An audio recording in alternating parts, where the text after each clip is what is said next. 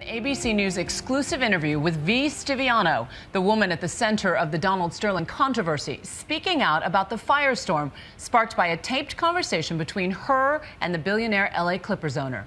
In the face of the scandal, she's been hiding behind a visor until now. She sat down with ABC's Barbara Walters for the first time just a short while ago. Daily skate every day like this. Just one block? You have seen her all week skating in front of her house with that odd visor covering her face, hoping to quench the paparazzi's thirst for her story. You guys want some water? Or exiting a restaurant, espousing presidential aspirations. One day I will become president of the United States of America. Who is she?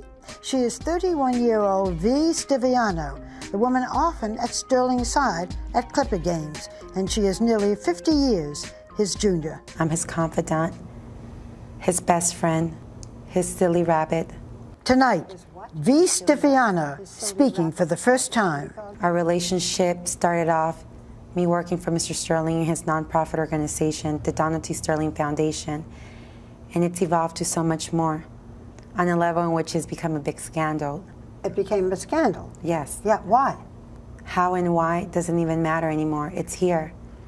And some things needed to be brought to the light. The woman at the center of the Donald Sterling controversy, the billionaire's confidant, heard first on these tapes. Yeah, it bothers me a lot that you want to broadcast that you're associating with black people. Do you know that you have a whole team that's black that plays for you? Do I know? I support them and give them food and clothes and cars and houses. Racist comments from LA Clippers owner that rocked the nation and may cost him what he loved most. I am banning Mr. Sterling for life. But now, V.Stiviano is defending him. Is Donald Sterling a racist? No, I don't believe it in my heart. Have you heard him say derogatory things about minorities in general and blacks in particular? Absolutely. You've heard him say derogatory things? Yes. Don't they sound racist to you? I think the things he says are not what he feels. Anyone can say anything in the heat of the moment. Not everybody makes alleged racist remarks in the heat of the moment. Sometimes in the heat of the moment you say things that you mean. That you mean. Or that you feel. Yeah. Explain how he says these things. I think Mr. Sterling's from a different generation than I am. I think he was brought up to believe those things. What things? Segregation, whites and blacks. He was brought up to believe in his own way. And they're ingrained in him, deep and rooted in his body and in his mind. But through his actions, he's shown that he's not a racist. Through his actions, he's shown to be a very generous and kind man. She claimed that these conversations were never intended to become public. These conversations were in private. Nevertheless, they became public. And because they did, a lot of people have been hurt by it. His wife, his children. So how did they come to light? These things that he said to you were recorded. Did you know that? Yes, I recorded them. But how did they become public information?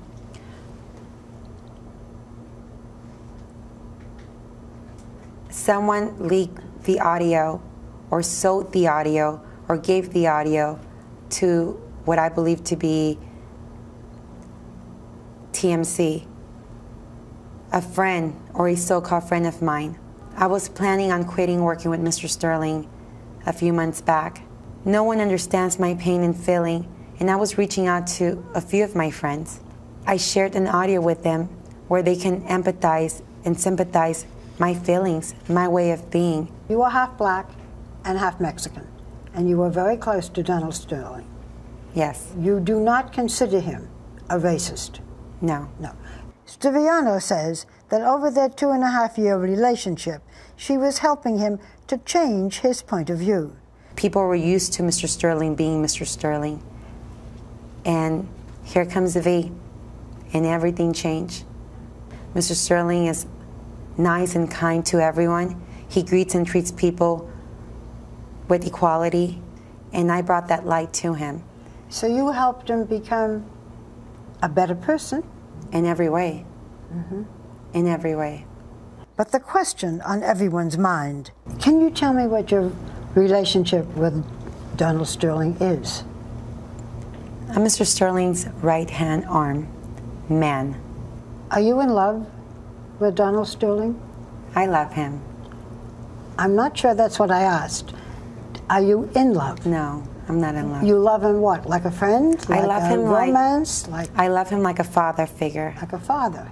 Do you and Donald Sterling have a financial arrangement? You say you're his assistant. Does he pay you? Yes. At first started paying me as an employee, and then he started paying me off the books. Is he still paying you off the No. books? No. You are one of his assistants? I am his assistant. You are his assistant? Yes. You are very honest, so I'm going to be blunt as well. Donald Sterling has been married for over 60 years.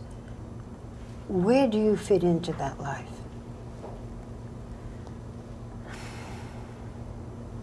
I don't.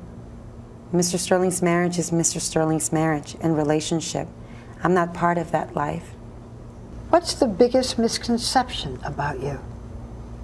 That I'm a mistress or a whore or a woman of the night.